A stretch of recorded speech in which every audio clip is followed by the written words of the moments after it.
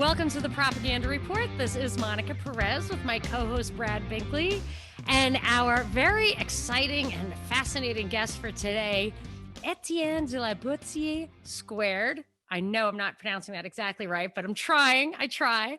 And he has just got probably the most bang for the buck in red pill history, a book that I absolutely love. I feel like everyone should have this on their coffee table and just invite their mother-in-law over and make her wait while you finish dinner. And by the end of it, she'll be telling you about how government is a scam. The book is called Government, the Biggest Scam in History. It's designed for visual learners. And boy, do we need stuff like this designed for visual learners in this day and age of hyperstimulation and low attention spans. So without further ado, let's talk about this book, Etienne's work, and what we can do to kind of foster the cause. Welcome. Thank you so much for being here. Hey, it is so good to be with you and your audience.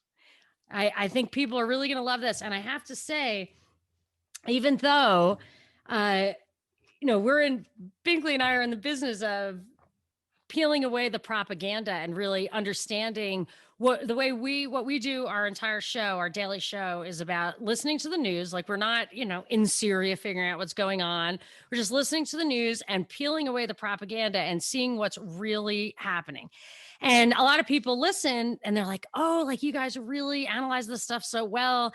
And I feel like once the scales are fully off your eyes, you can actually get so much out of what the mainstream media is feeding you that you can use. It's almost like it's all a limited hangout, and you can use it against them to wake people up, because some of their stuff is so ham-handed.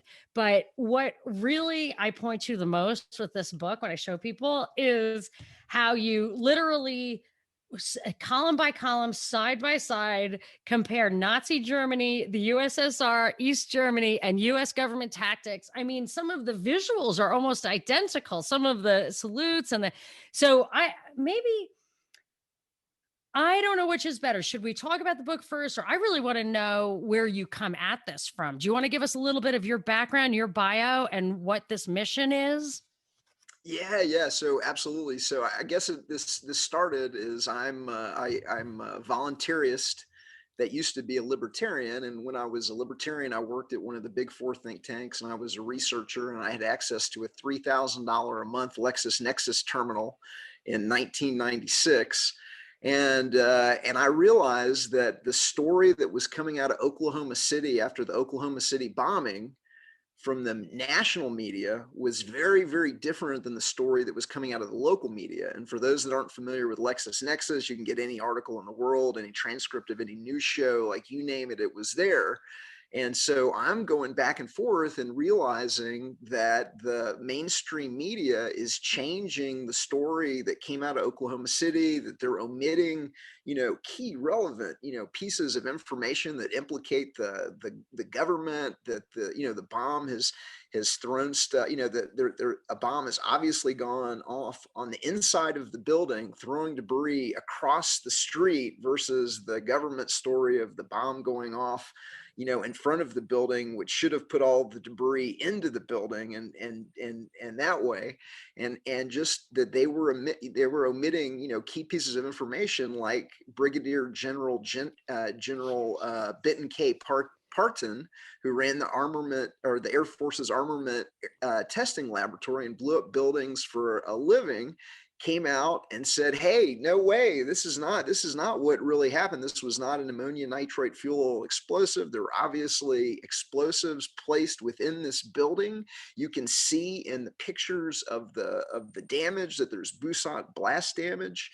Samuel Cohen, the founder, or the inventor of the neutron bomb, also came out and said, this is not, we're being lied to about, what's going on in this, and that Infobomb didn't do this.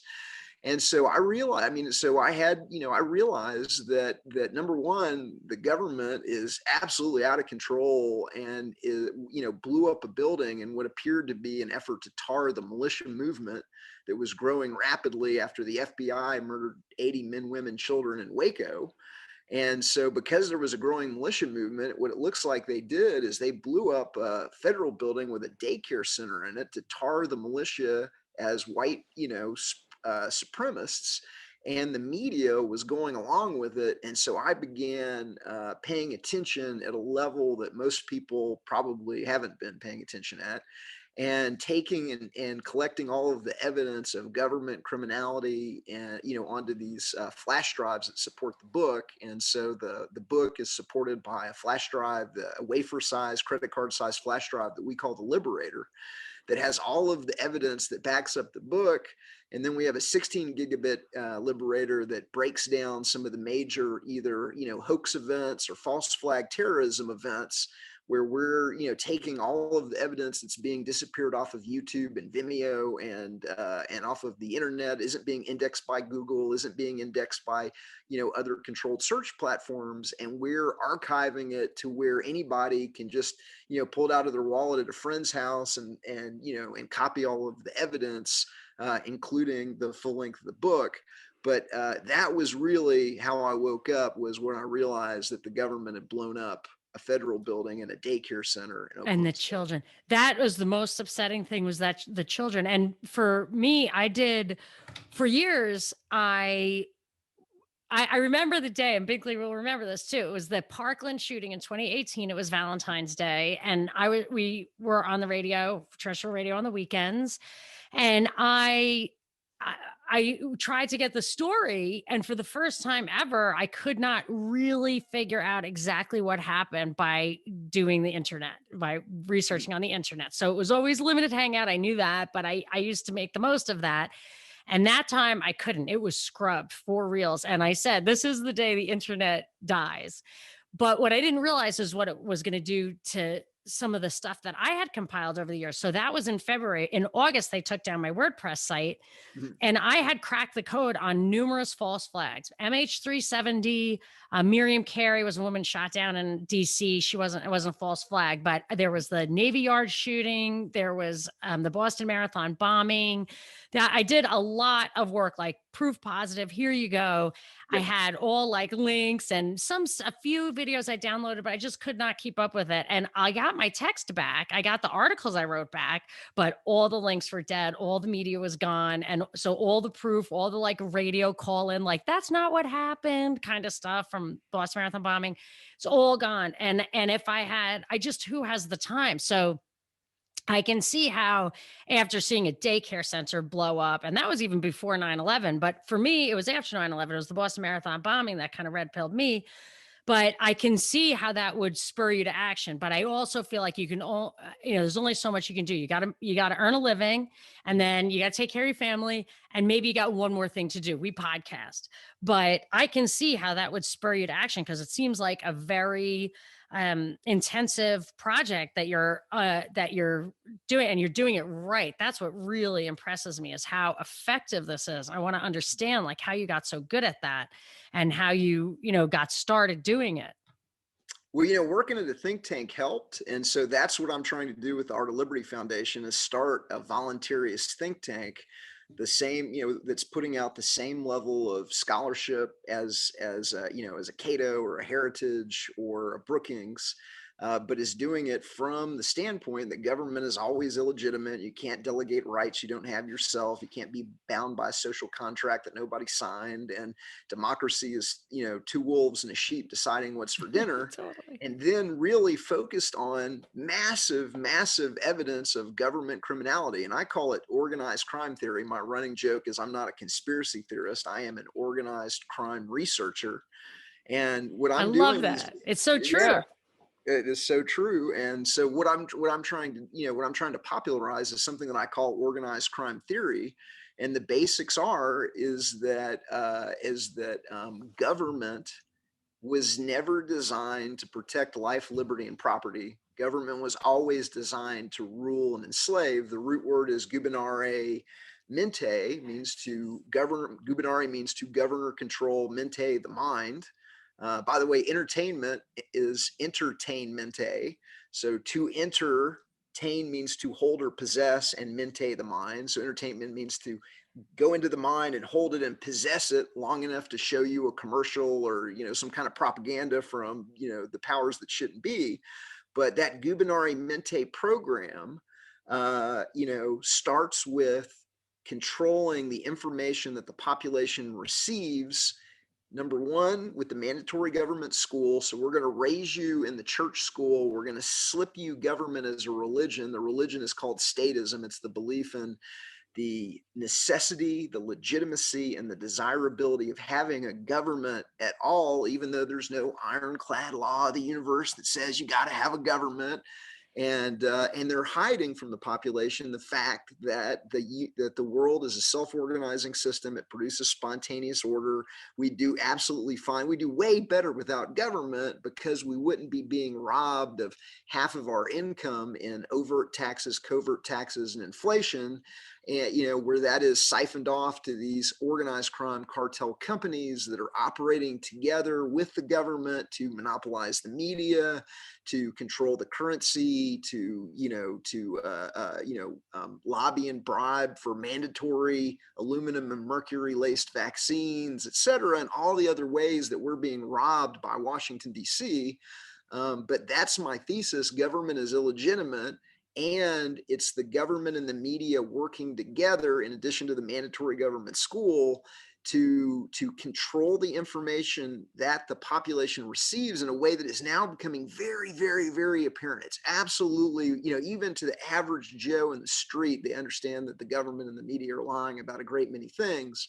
And so then what I try and break it down is, and using visualizations in the book, show the media monopolization, show the media ownership charts, and show the organizational charts that make obvious how they're controlling the content across dozens and dozens and dozens of ostensibly private independent news outlets. But when you use visualization to make the connections between the reporters, the editors, and the publishers visible, you find out they're all tied into the Bilderberg Group, the Council on Foreign Relations, and the Trilateral Commission. And then all of a sudden, when you can see that with your own eyes, or your friends or your relatives or your family can see how all of these companies are connected, then it becomes obvious. So that's how they're selling COVID. That's how they're selling 9/11. That's how they're selling, the next war based on lies and manufactured intelligence, or the next, bailout where they hand trillions of dollars to private banks, private companies. That's what I'm trying to make visible using visualization, using the media ownership charts. And that does work. I've noticed that, like, it's on the back of the book is all the presidential candidates with halos around their heads. Somebody just sent me a meme, texted to me a meme that showed the same headline, like, I don't know what it said, like Philadelphia has to do something about these mass shootings. And then it had a picture of cops at a cop car, and it's like Tallahassee needs to do something about these mass shootings, Colorado. And they were all different news outlets with the same headlines, just swapping out the city and the same picture. So it's clear that there's a level of coordination there that people you're not going to see it because you're not in somebody just sent it to me, and it's just the exact same article from like 5 different newspapers, but it is the same article. I asked him to check it out. I was like, make sure that's real. Even I was skeptical of that. Yeah. But you can see they just have a formula. And then you have to ask yourself, people say, well, they're just trying to make a buck. It's like, it can't be that. It has to be, they're trying to serve their own interests, but it's at a higher level than just making a buck, because if they want it, there's plenty of room. And that's what I was going to ask you about. If you are going to put out, say, a think tank like the Art of Liberty, I almost worry if it's really, truly a threat to the state, then, we're just one step away from them actually removing entire like URLs from the DARPA controlled internet. So that's something I think has to be addressed. And I guess we have time now to build a network, but have you given that any thought? I don't want to derail you from No, you're absolutely right. And by the way, that's one of the reasons why in the internet age and of digital distribution, that I produce a hard copy book, because the other half of what we're trying to do with the Art of Liberty Foundation is how do you win the whole thing? How do you widely expose the criminality of the government, the control of perception program of 6 monopoly media companies running hundreds and hundreds of subsidiaries to give everybody the illusion that there's all these different information sources?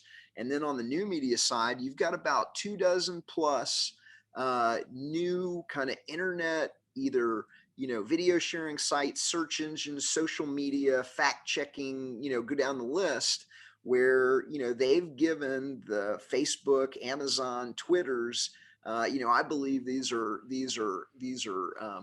companies where they gave them internet technology before anybody else, and Yes. allowed them to commercialize it, ripping off the taxpayer off of what had been developed in DARPA and ARPA labs, and have provided unlimited capital to these 24 plus companies, the Facebooks, the Twitters, the LinkedIn's, the Wikipedias, the Reddits, the Snopes, the Amazon, Google, YouTube, etc. It's like And one monopolist in each niche, and you can always trace back. Seems to me I can always find, even the face job has some kind of military connection or whatever. And that's why libertarians, it's easy to argue that it's privacy. I mean, a private company, and that it's okay for them to ignore the constraints on government that were hard won. I mean, if you have to live in a slave state and the people who fell for it gave you a little protection, you need to live by that. And they don't have to, because they're like supposedly private. But I've talked about this as a backdoor of fascism, where it's not the government giving contracts to the companies, it's the companies imposing a kind of law on us that is, people don't even see it. It's creeping up behind them, and it's all those companies. It looks like there's a bunch of them, but it dominates each little niche, which is each little subcategory of each little generation or demographic, and they dominate while looking like there's variety. Yes, exactly, exactly. And the other thing to keep in mind about this whole program is that they're running this as an organized crime tactic to obfuscate the theft of trillions of dollars of everybody's tax money. And they're doing things like disaster capitalism with COVID, to where we're going to engineer a crisis to be able, and what I believe is to hand trillions of dollars to private banks and private companies through these bailouts and stimulus. And so we're being ripped off. They're making trillions of dollars a year and just being able to hand themselves bailouts and stimulus. And then the media is not telling us the truth about what's really going on. They're obviously lying. I've got an entire folder in the Liberator flash drive where the media has been caught time and time again just creating news stories out of whole cloth, whether it's Syrian Danny and they're setting up firing, or whether it's the BBC or the CNN report from the first Gulf War, where the Scud missile that made out of paper mache, and they're obviously on a set, they're laughing their asses off while online pretending to be scared and trembling, and oh my God, the Scuds are coming. And so that's the level of deception that we're under. Now, the good news is that once you're able to convey those basics, that government is legitimate, and it's the media and the government in on it together, and it's the entire media. They've all been monopolized. They're taking trillions of dollars in stolen money and spending a couple $100 billion, which is not a lot. If you're stealing trillions of dollars, you can afford a couple $100 billion a year. In fact, it's the marketing budget. It's the advertising budget. And that's essentially what they're doing. And then any news source that gets close to getting a number of different eyeballs on it will just stack money on it. They bought YouTube for $1.6 billion when it had less than 100 employees. Microsoft just bought Discord for $10 billion. Today. Yeah. So we'll just stack out this money on the table because it's more important for us to be able to tamp down the truth tellers that are trying to explain to us how we're being, how the system is ripping them off, than it is for them to make money or anything like that. So we'll just stack money on the table just to make sure that nobody tells anybody about how we're robbing the planet. Or what they say about big pharma having commercials on network television for stuff that people are not allowed to buy directly, just so they can make sure that the news doesn't say things that they don't like. That's what they say about the big networks, is that they get so much pharmaceutical funding that they will never report in against the interests of the pharmaceuticals. So like when you look at the news, you think they're making money on those commercials, but it's not necessarily the commercials that are in the news. The commercials in the news are probably for Jack in the Box, but the commercials the rest of the time are for some like weird stuff that's like, it may cause death. It's like, okay, you'll never hear about it on the news because so it's like not always obvious the drawing the line between what they're selling Mhm. and what you're buying or what the product is. Like, why is Gmail free? Because data has value. Well, yeah, it's also not free once you get to a certain limit. And after you've used it and got used to it, they say, well, now you need to give us $1.99 for this amount of data or $9.99 for this amount of data. I've reached that point. I've had to go back and delete all of this stuff. Otherwise, your emails don't show up. And they still use your data in the background. Yahoo Yeah. won't do that because they want all that.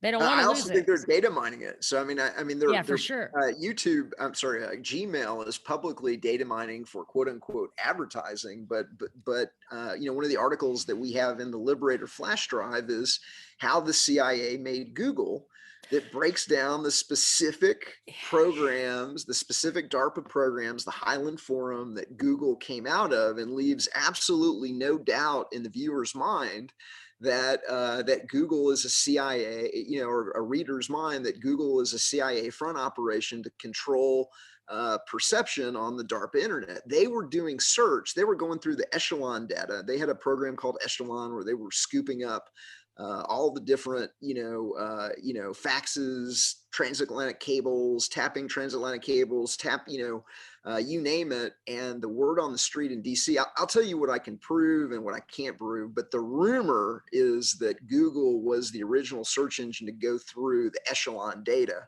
So they were doing search before anybody else was doing search. They knew the importance of dominating search.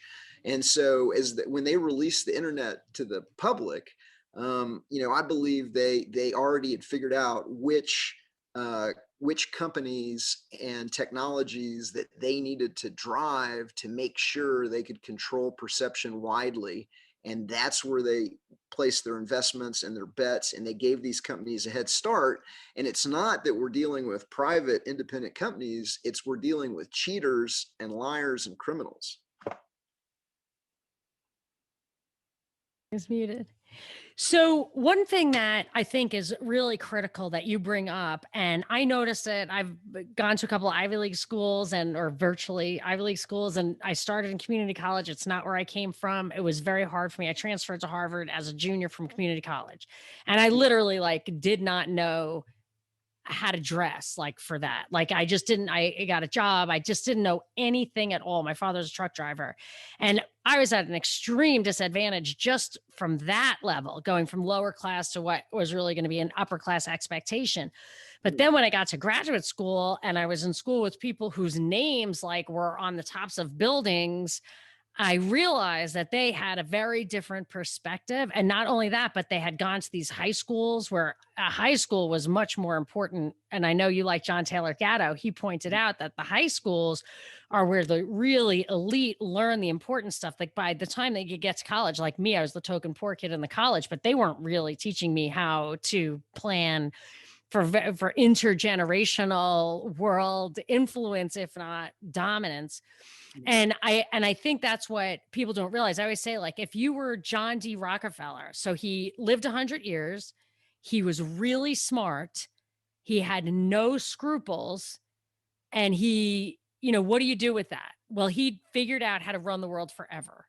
He figured out how to have an intergenerational impact, and he had enough time and money and smarts and had no qualms about corrupting the government that he actually affected that. And I feel like that's the thing that people don't realize is that it's not like these guys are reinventing the wheel every time. They're inheriting the knowledge either from their families or their foundations, or it's set up like that. Like there's a rule against perpetuities for you to leave money to like a third generation in the future and control how your family spends it.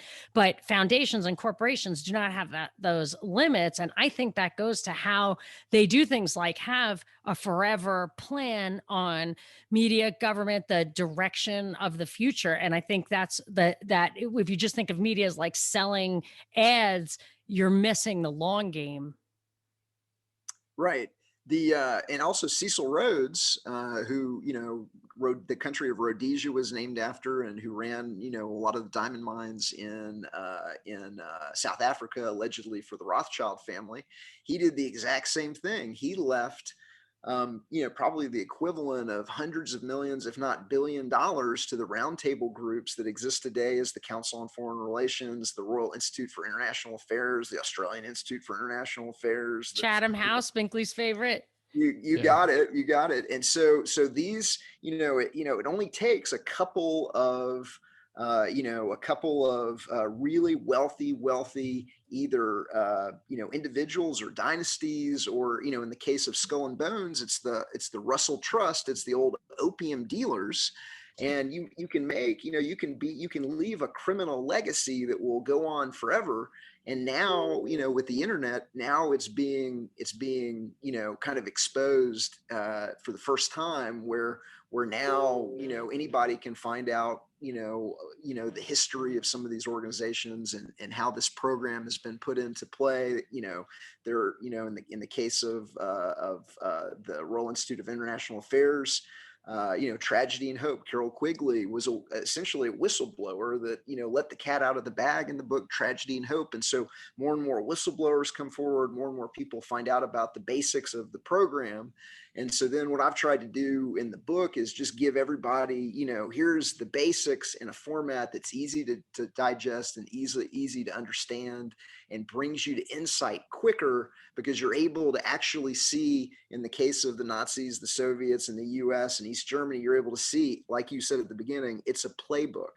They're all using the exact same techniques, or using visualization to make what was invisible, whether it was monopoly media, media monopolization, or the fact that all of these supposedly independent media companies are all connected through the Council on Foreign Relations, the Bilderberg Group, and the Trilateral Commission. Once you make that visible to people, then they can understand it in a way where it was just they couldn't imagine how they could be lying about COVID on every single channel. They just can't imagine it until you show them, and then they're like, oh. Well, that's something that Binkley's really mastered, in that you see in the old days, you see Carol Quigley comes out with Tragedy and Hope. You see there's the Church Commission. There's like all these, the Operation Mockingbird stuff that was brought to the fore in Congress. Like there were probably maybe good congressmen. I don't know. People were shocked, and or maybe the people needed and wanted it after Watergate. I don't know. But that stuff has really been pushed down on official channels, and back like, well, MK Ultra doesn't happen anymore. None of that stuff happens. But and maybe you do. I don't know, but maybe you don't see as many of like the documented psychological experiments that they do on people. But like you said, visual horse's mouth stuff. Binkley has brought forward so many clips from people straight out of the Council of Foreign Relations, Chatham House, Royal Institute of International Affairs, where they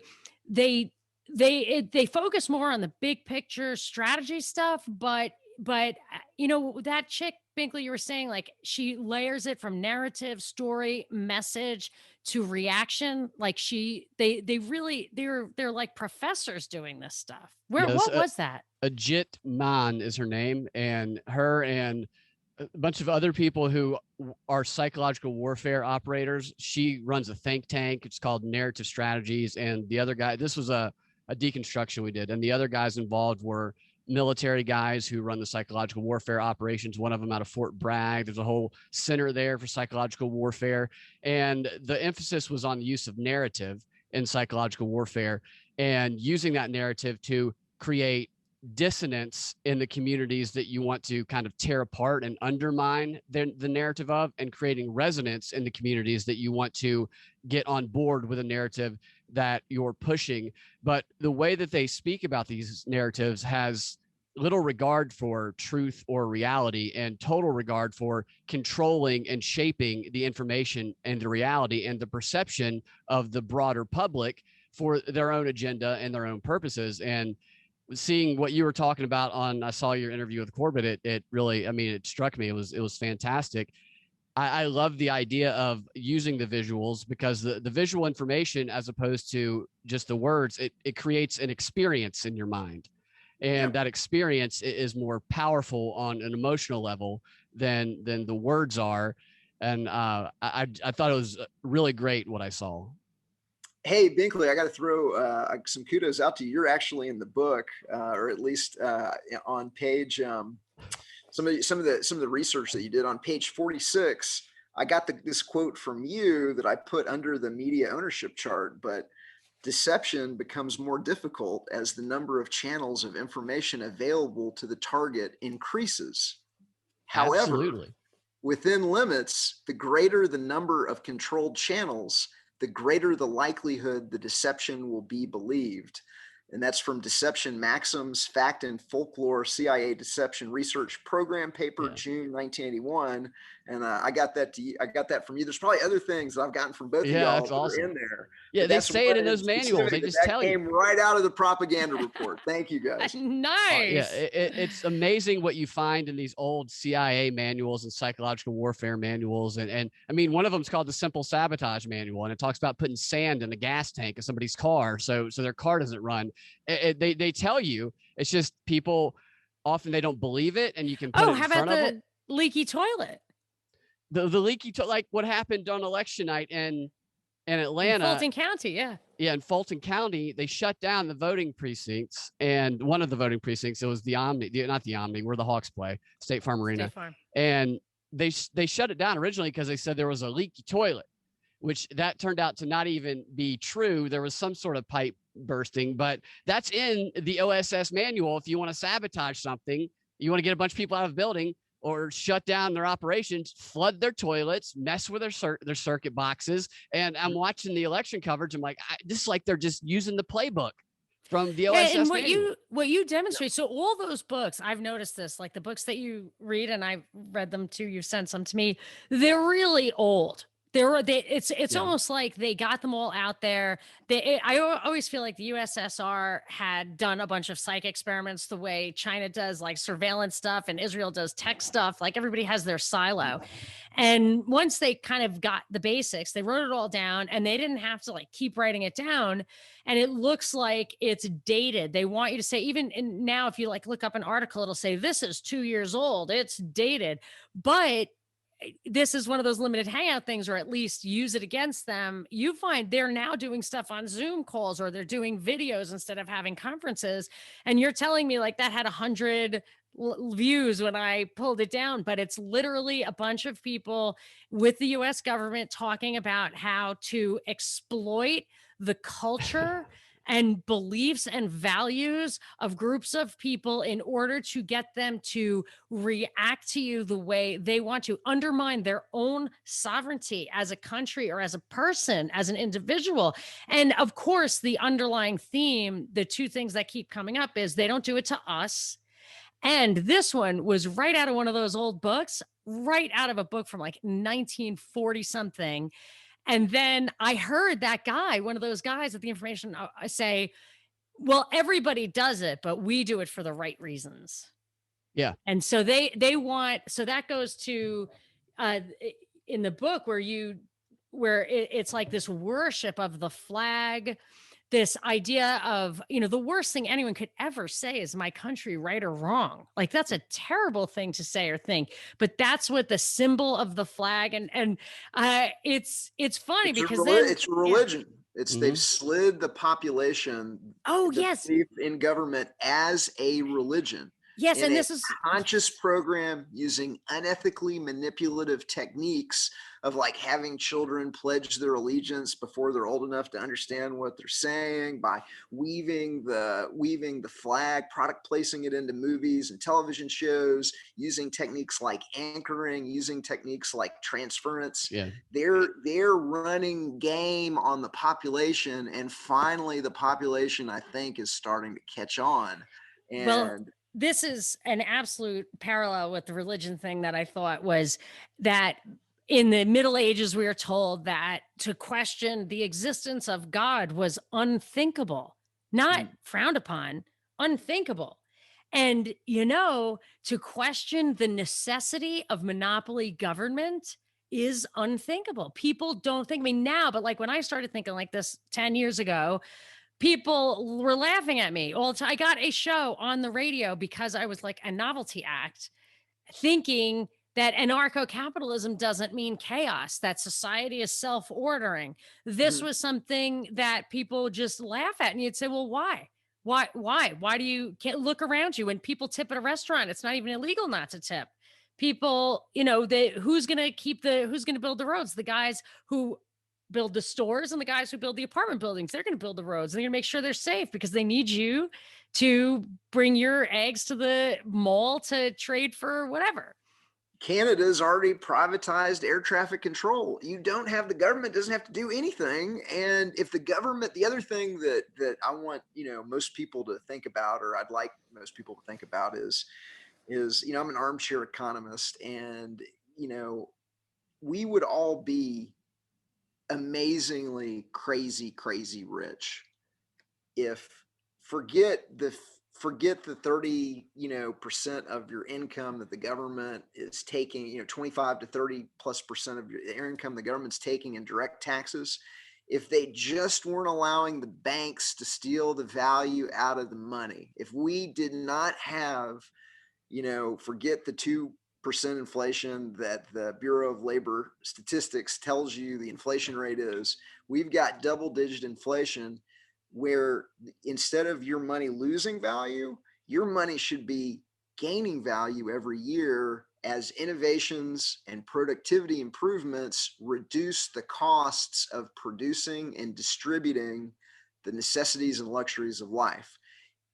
Even if the government kept robbing you of a third of your income in, overt taxes, you would still be crazy rich if they weren't allowing these monopoly banks the ability to create money using fractional reserve banking, even though it's inflationary and even though that it's stealing the value out of everybody else's money. We would all be crazy. We'd have more than enough money to help the poor, the needy, the disadvantaged, and the children if the government wasn't in a program designed to impoverish you, designed to ensure that they have intergenerational wealth that you don't, capital gains taxes. These, they're trying to take your money because they don't want you or your family to have independent wealth to be able to challenge them.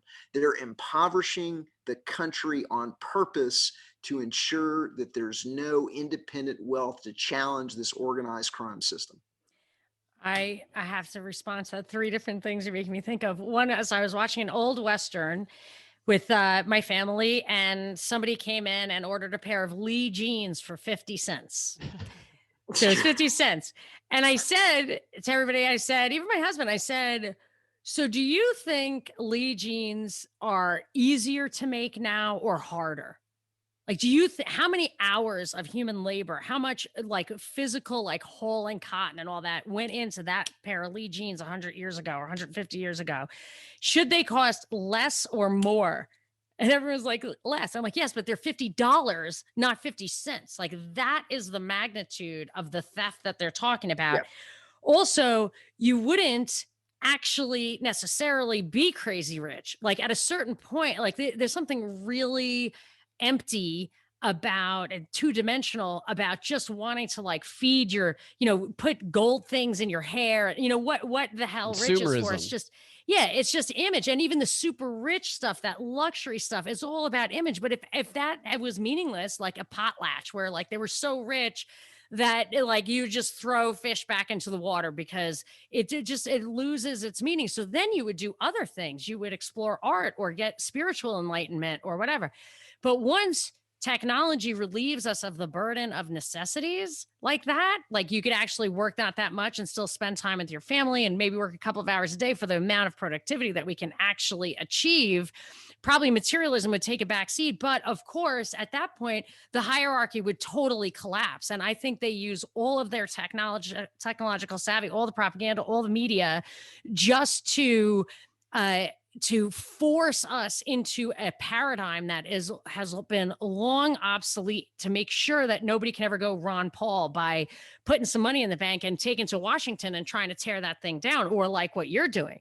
I just feel like they're trying hard to make sure that like I said in the beginning, like you can feed your family, you can work, you can take care of your family, and maybe you get to do one other thing if you're lucky. But they kind of want to make sure you can't do that one other thing, but you are doing that one other thing.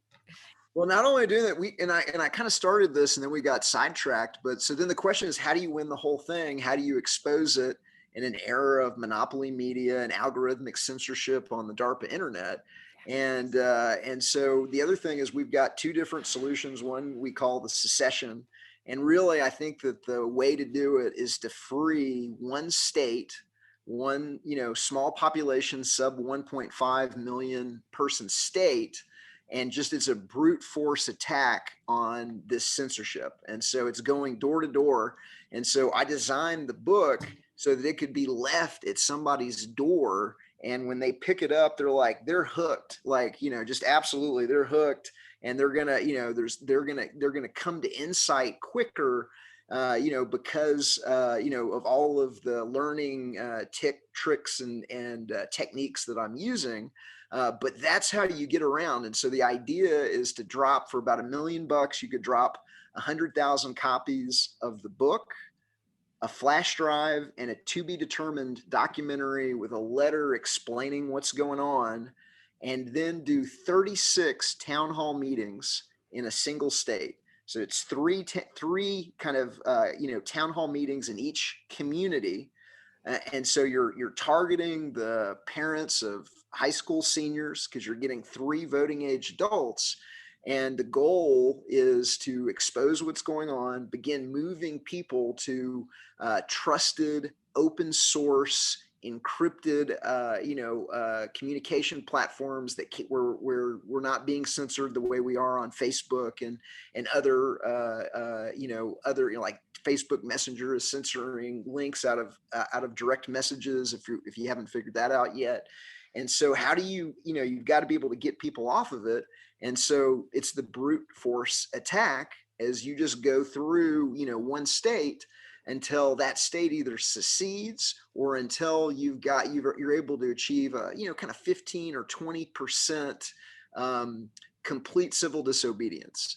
We're not paying our taxes. We're not withholding taxes for our employees. We're not listening to the order followers. We're not listening to the government. It's criminal. It's criminal. And then that would be impossible to hide from the other states in the union if one state was to either secede or government authority just fell apart because people were on to the scam of the whole thing. And so I think that that's very achievable. I think it's $3 to $5 million, which isn't a lot of money, to be able to, to free a single state. And if you want to free, I think the number one state to do is New Hampshire, because the Free State Project has already got a concentration of libertarians and voluntarists and already in the state. And so you could feed that network, you could grow that network very, very rapidly. And then once the scam of government is exposed in one place and that begins to spread throughout the United States, I think that all of the governments are going to fall once the cat is out of the bag. So if you want to free California, free New Hampshire. If you want to free New York, free New Hampshire. And also we need a libertarian redoubt where we're safe from the order followers. And the order followers are the police and the military that have been put through these unethically manipulative programs so that they're willing to set their morality aside and use violence on peaceful people to enforce the edicts of this artificially indoctrinated statist religion on their friends and neighbors. And so none of us is safe until we diffuse those ticking time bombs that have been kind of set up in the minds of our brothers and fellow men. And so we've got to have a libertarian redoubt where gubernare mente holds no sway. And so I think that the easiest one is New Hampshire, Wyoming, and Arizona are kind of close seconds. You could run all three of them if we had enough money simultaneously. But once government falls and is exposed in one place, it's in the United States, it's going to spread rapidly through the other states. And then once government falls in the United States, it's going to fall everywhere.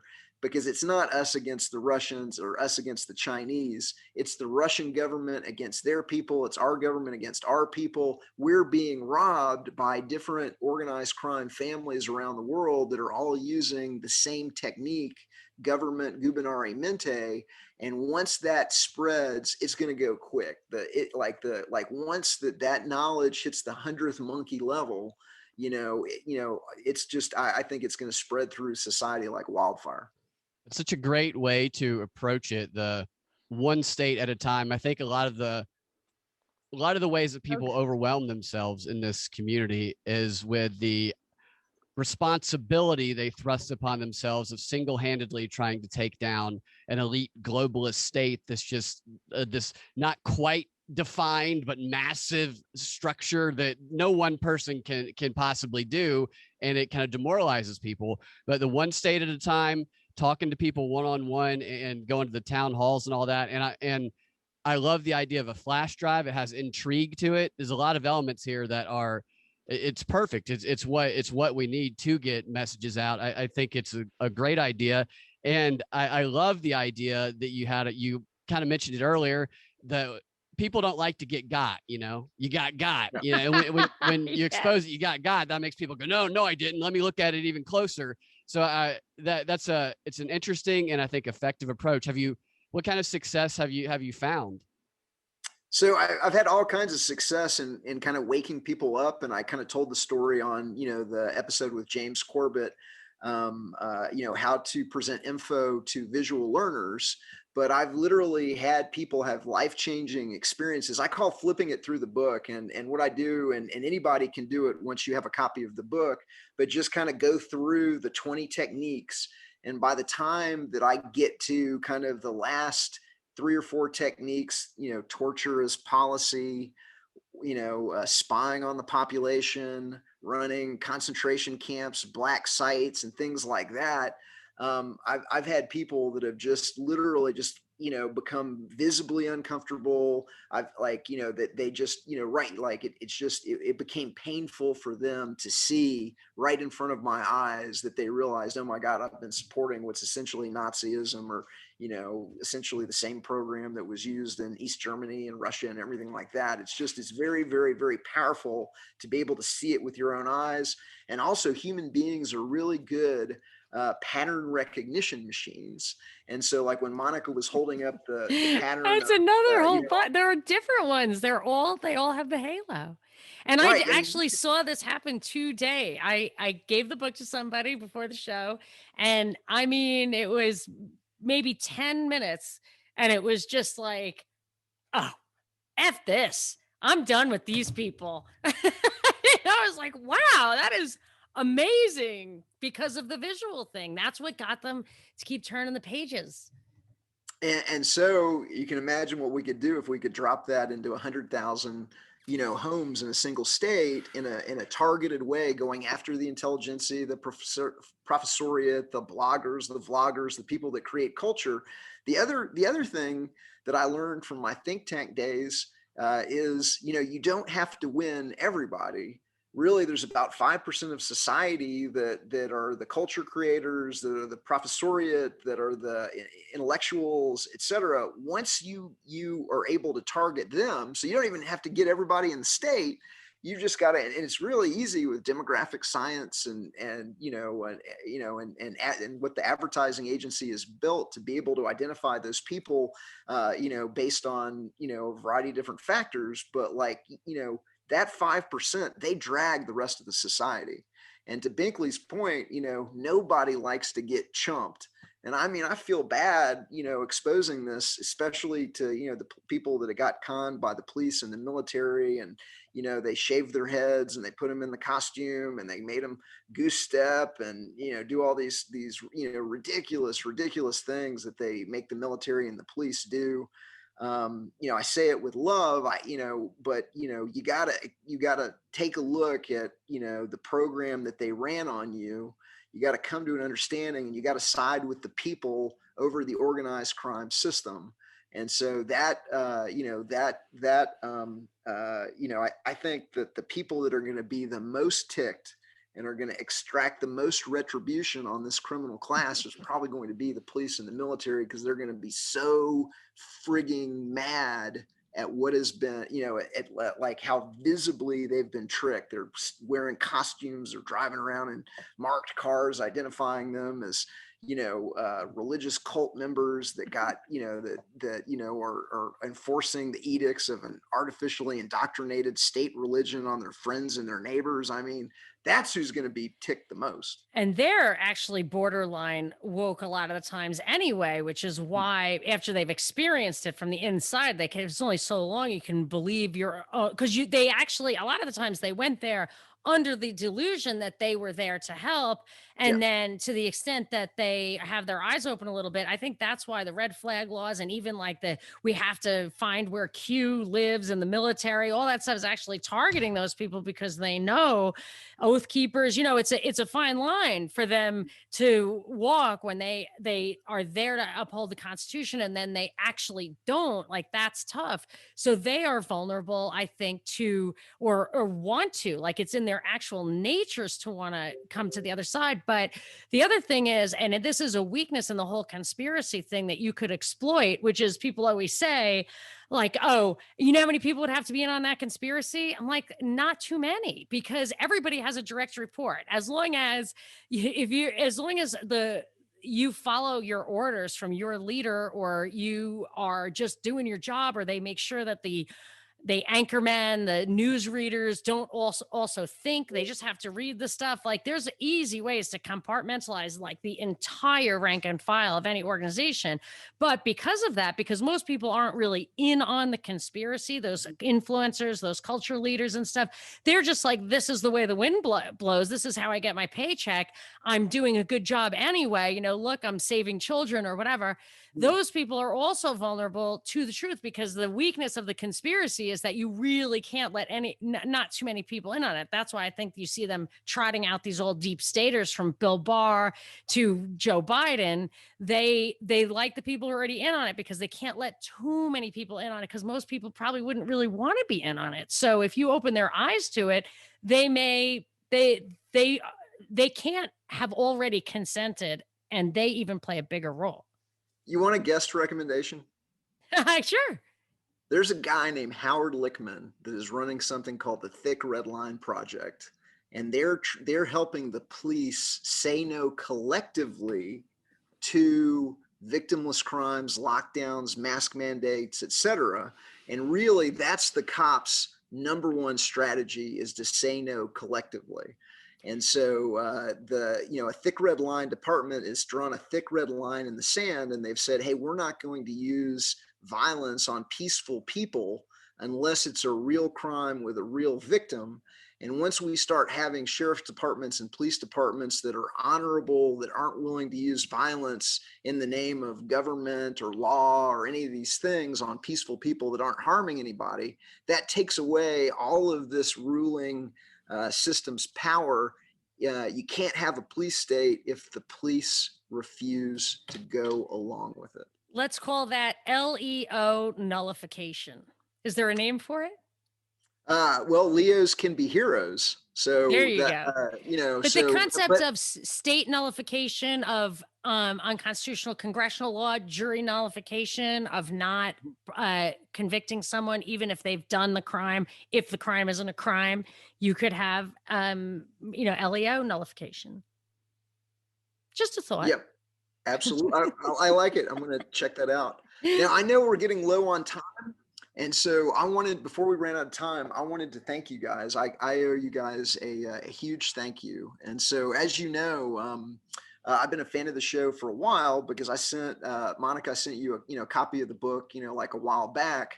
But about a couple weeks ago, I was talking with one of my book distributors, Shane Radliff at Liberty Under Attack Publications. And I said, "Hey, Shane," I go, I just had this, interview with James Corbett, and I'm trying to, get it out there. I go, what is the best, advertising or, sponsorship option that I could reach, the intelligentsia and the voluntarists, et cetera.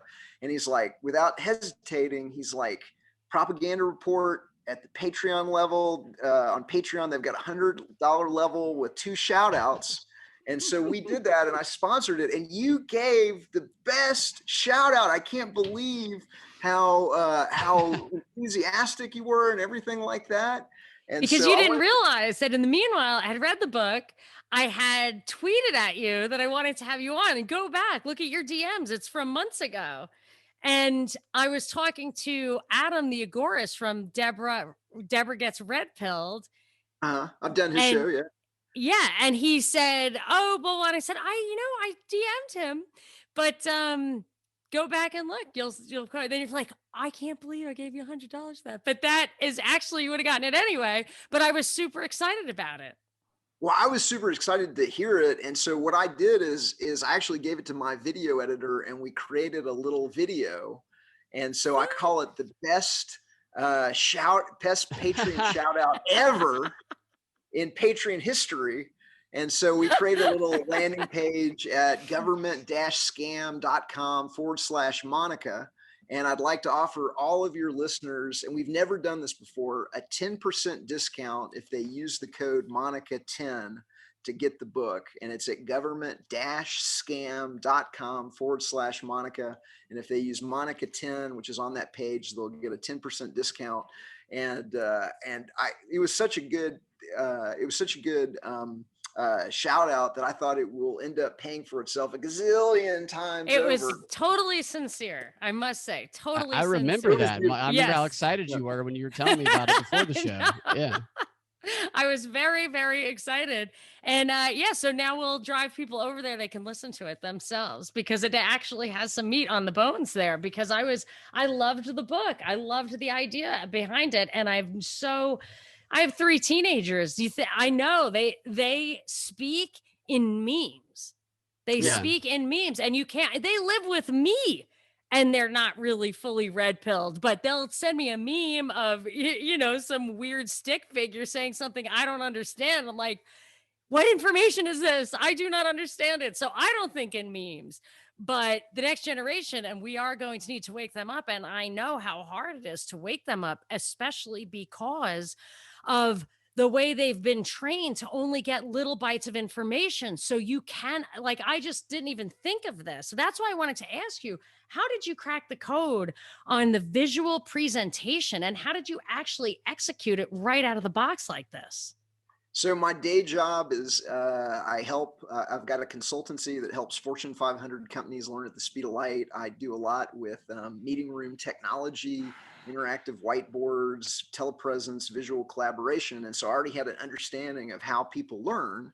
And so literally I started with, okay, how do you widely expose this? It's got to be a physical book. And then if it's a physical book, how can you tailor the book so that you can take somebody from 0 to 60, a friend, a relative, a loved one who you just haven't been able to kind of have them get it, to where they'll get it because they see it with their own eyes. And so I just took, my understanding of how human beings learn and just designed the book from the beginning to do that. And you just nailed it with the memes. The memes, I got the funniest collection of memes in Liberty, and a lot of them are, in one meme. I got my favorite meme in the book is at the the signing of the Constitution, and there's this this meme, and it's got George Washington going, sign right here where it says we give ourselves the ability to make up rules for everyone and steal the wealth of others.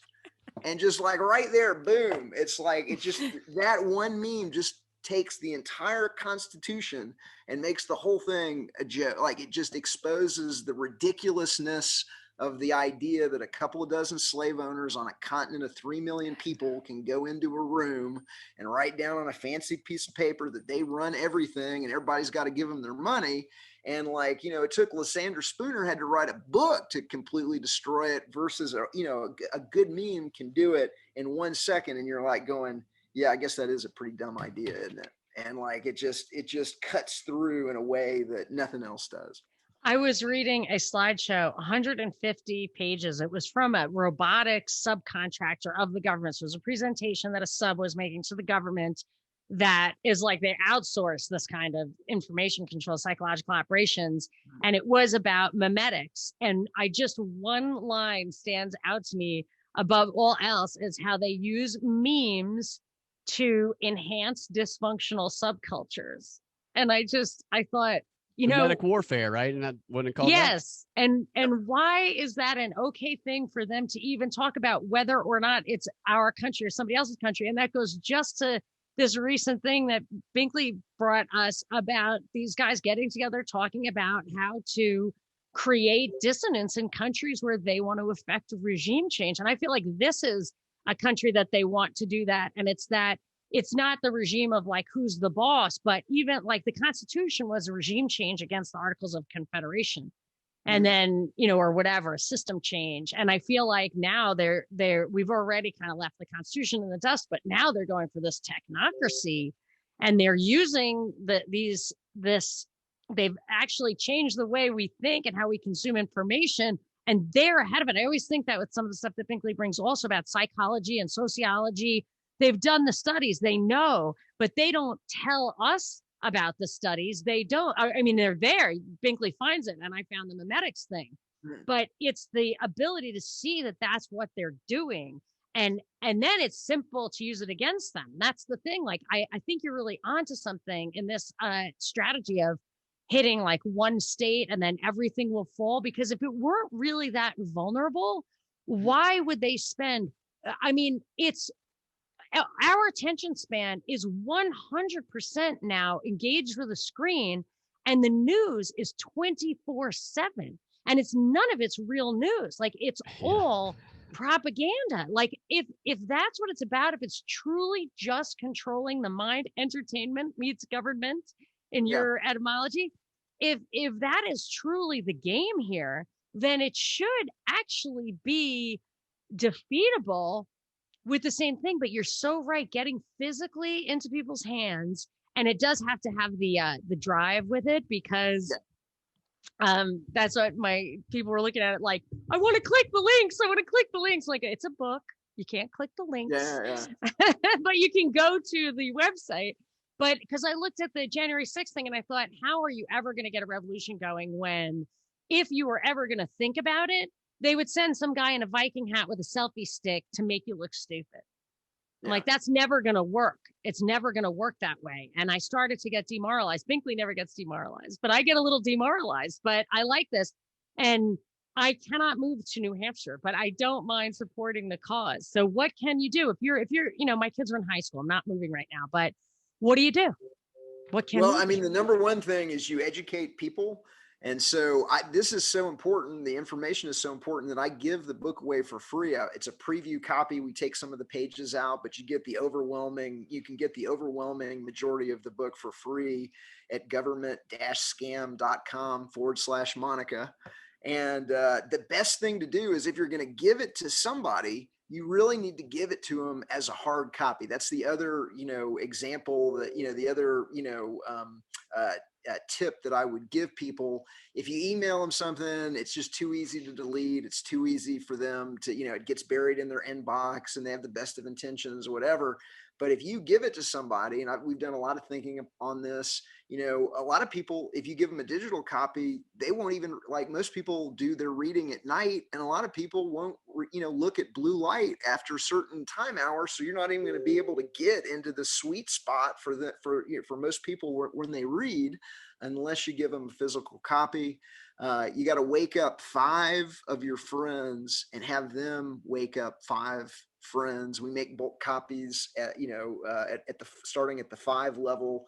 Cut it to the bone, thanks to a donor to the Art of Liberty Foundation, makes it available so that we can sell bulk copies at like $9 a pop if you buy them in bulk.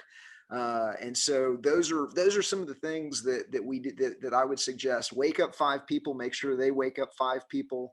The main thing is exposing the 2 kind of pillars. One, that government is illegitimate. Like once you can get it through somebody's head, using the desert island analogy. If you were on a desert island, explain to me how you would have a legitimate government would form, or Larkin Rose's 5 questions. Once you can break somebody of the idea that it's legitimate to have a government, that is the first pillar that needs to fall within. And then the second pillar is, once people realize that there is a man behind the curtain in the media, and that the media is in on it, and it's all of the media, the quote that I read earlier that Binkley brought to my attention, when you realize that the media has been monopolized, they're operating as a cartel, it's deception and distraction and children's games played by adults on every single screen.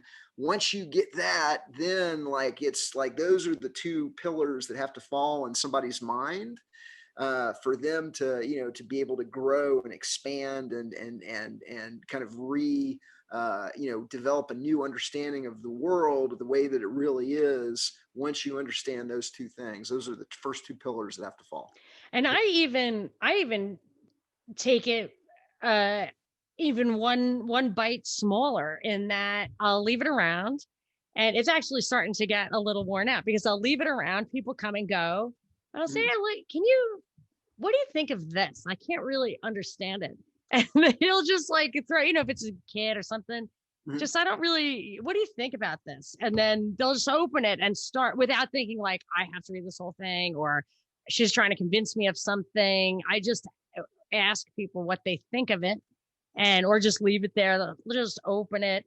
But I like the idea of. I used to do that too in a coffee shop when I was marketing a book for somebody years ago, and the book was different, but what I knew it had an interesting title and it had an interesting cover art. And I would go to coffee shops and I would sit it kind of on the edge of the table, just as though I was just doing work or something. And inevitably, every single time I did that, people would stop and they would go, "What is that?" And that would give. So I wasn't approaching them; they were coming to me, and that was giving me the opportunity to tell them more about it and maybe lead to some more interest and drive them online stuff. But I feel like your book is perfect for that kind of thing. It's visually attractive, and it's it's going to draw interest.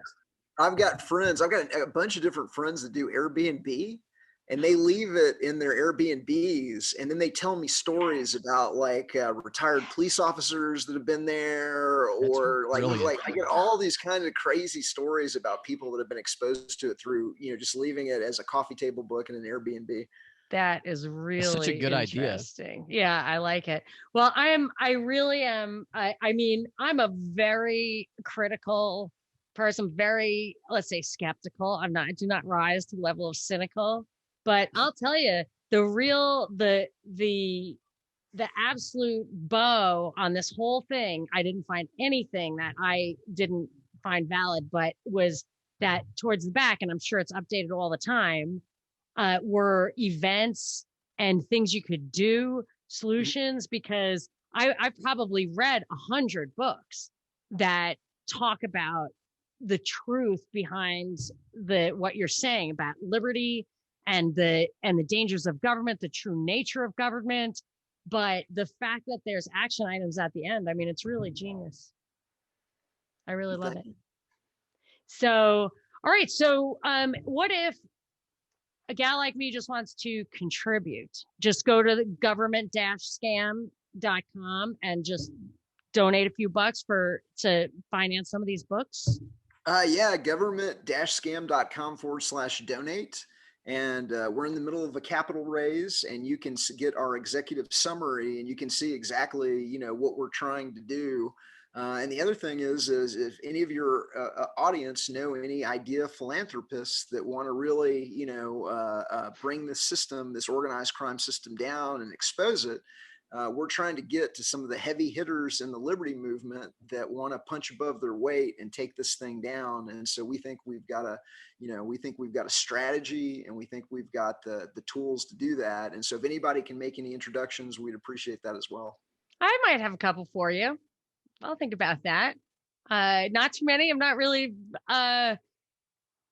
in the upper echelons, but it just takes one, maybe get 1 degree of separation closer. So I'll think about that myself. Great job with the book. It's a fantastic idea. What else you got? What's the did we forget anything? No, I mean, I think really the interview that I did with James Corbett is the best overview. So like if you've got a friend that's not a reader, but that they may be willing to, watch a 1 hour, 52-minute, James Corbett interview, how to present info for visual learners is the name of the Corbett Report episode. And so that's the thing that I would direct people to.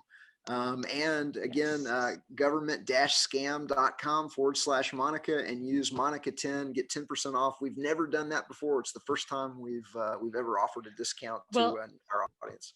We'll also put you on our sponsor page so people can click through on the propreport.com. We'll put the Corbett link below because I certainly wanted to not repeat that stuff, because with Corbett, it was a comprehensive overview of this book.